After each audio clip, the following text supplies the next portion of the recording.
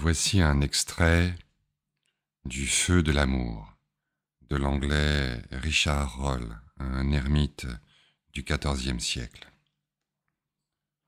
L'âme déroule son chant lorsque, sous l'abondance et l'ardeur de l'amour, elle reçoit en son sommet la douceur de la louange éternelle. Alors la pensée devient cantique, et l'esprit s'enfonce en une mélodie aussi douce que le miel. Ne soyez pas étonnés si cette mélodie est donnée à l'âme dont l'amour se trouve ainsi mis en ordre, et si elle reçoit en continu de son amant cette musique de consolation. En effet, elle vit comme étrangère aux vanités du monde, envahie des réalités célestes qui la font complètement et éternellement s'embraser dans le feu incréé. Le Créateur lui accordera, à elle qui n'aura aimé que la vie, ce qu'elle aura désiré de tout son cœur, sortir sans peur ni tristesse de ce corps corruptible, et quitter ce monde sans les répugnances de la mort.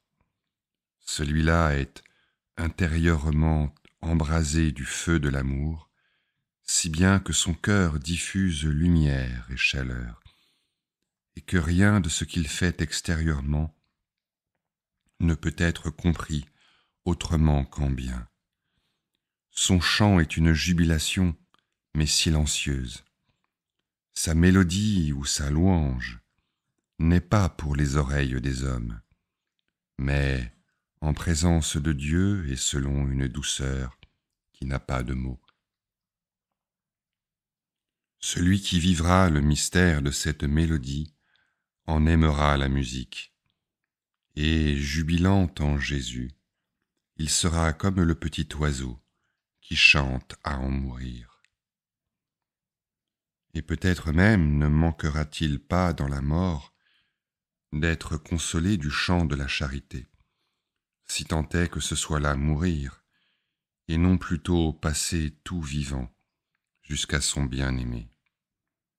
Après ce passage, enfin, cet homme sera merveilleusement élevé en la louange du Créateur.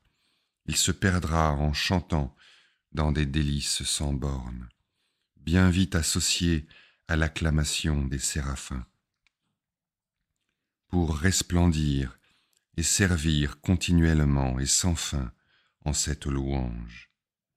C'est là qu'il connaîtra l'étreinte amoureuse et la douceur d'aimer, étreinte qui le prendra au cœur, tandis que l'union des amants durera pour l'éternité.